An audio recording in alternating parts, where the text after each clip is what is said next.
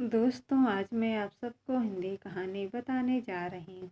हमारी कहानी कुछ इस तरह है। ध्रुव तारे की प्रसार। राजा उत्तानपाद ब्रह्मा जी के मानस पुत्र शंभु मन के पुत्र थे। उनकी सुनीति एवं सुरुचि नामक दो पत्नियां थीं। उन्हें सुनीति से ध्रुव एवं सुरुचि से उत्तम नामक पुत्र प्राप्त हुए। वे दोनों राजकुमारों से सम्मान प्रेम करते थे। यद्यपि सुनीति ध्रुव के साथ साथ उत्तम को भी अपना पुत्र मानती थी, तद्यपि रानी सुरुचि ध्रुव और सुनीति से ईर्ष्या और घृणा करती थी। वह सदा उन्हें नीचा दिखाने के लिए अवसर ढूंढती रहती। एक बार उत्तानपाद उत्तम को गोद में लिए प्यार कर रहे थे, तभी ध्रुव भी वहां आ गया। उत्तम को पिता की गोद में बैठकर देखकर वह भी उनकी गोद में जा बैठा। यह बात सुरुचि को नहीं जची। उसने ध्रुव को पिता की गोद से नीचे खींचकर कटु वचन सुनाए। ध्रुव रोते हुए माता सुनीति के पास गया और सब कुछ बता दिया।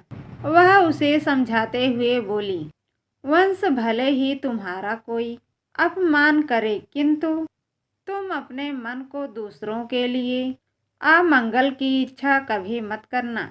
जो मनुष्य दूसरों को दुख देता है, उसे स्वयं ही उसका फल भोगना पड़ता है। पुत्र, यदि तुम पिता के गोद में बैठना चाहते हो तो भगवान विष्णु की आराधना कर उन्हें प्रसन्न करो। उनकी कृपा से ही तुम्हारे पितामह शंभु मन को दुर्बल लौकिक और अलौकिक सुख भोगने के बाद मोक्ष की प्राप्ति हुई। इसलिए पुत्र, तुम भी आराधना में लग जाओ। केवल वे ही तुम्हारे दुखों को दूर करेंगे। सुनीत की बात सुनकर ध्रुव के मन में श्री विष्णु के प्रति भक्ति और श्रद्धा के भाव उत्पन्न हुए। वह घर त्याग कर वन की ओर चल पड़ा। भगवान विष्णु की कृपा से वन में उसे देवर्षि नारद दिखाई दिए। उसने ध्रुव को श्री विष्णु की पूजा आराधना की विधि बताई। ध्रुव ने यमुना की जल में स्नान किया और निराहार रहकर एकाग्र मन से श्री विष्णु की आराधना करने लगा। 5 महीने बीतने के बाद वह पैर के एक अंगूठे पर स्थिर होकर तपस्या करने लगा। धीरे धीरे उसका तेज बढ़ता गया। उसके तप से तीनों लोग कंपायमान होने लगे। जब उसके अंगूठे के भार से पृथ्वी दबने लगी, तब भगवान विष्णु भक्त ध्रुव के समक्ष प्रकट हुए और उनकी इच्छा पूछी।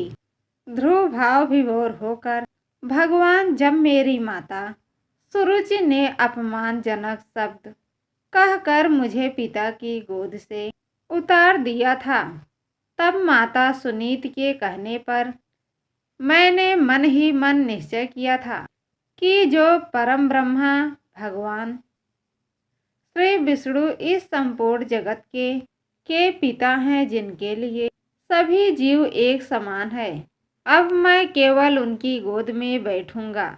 इसलिए यदि आप प्रसन्न होकर मुझे वर देना चाहते हैं तो मुझे अपनी गोद में स्थान प्रदान करें, जिससे कि मुझे उस स्थान से कोई भी उतार ना सके। केवल इतनी सी अभिलाषा है। श्री विष्णु बोले, वंश, तुम केवल मेरा स्नेह प्राप्त करने से इतना कठोर तप किया है, इसलिए तुम्हारे निस्वार्थ भक्ति से प्रसन्न होकर मैं तुम्हें ऐसा स्थान प्रदान करूंगा जिसे आज तक कोई प्राप्त ना कर सका। यह ब्रह्मांड मेरा अंश और आकाश मेरी गोद है। मैं तुम्हें अपनी गोद में स्थान प्रदान करता हूँ।